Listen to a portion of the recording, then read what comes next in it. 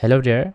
Today in this video I will teach you how you can download and install the game That's Not My Neighbor on your PC or laptop. So for that you just need to open your favorite browser, and on the search menu you just type the name, and from the results you just need to tap the second result. So this is the name. All right, this is the name of the website.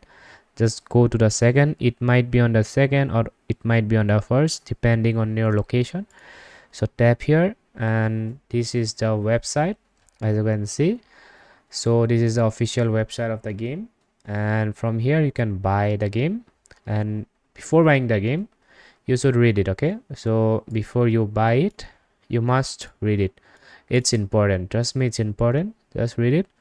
And if you want the demo version of the game, so go down here. You can download the demo version. As you can see, this is for Windows, this is for Mac OS, and this is for Linux. So if you want the demo, and so in order to buy it, just tap the buy button, and this is the price of the game, $2.99.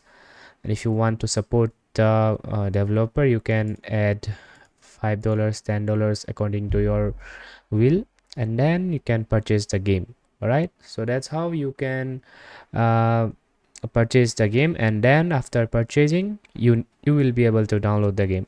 So yeah, that's how you do it.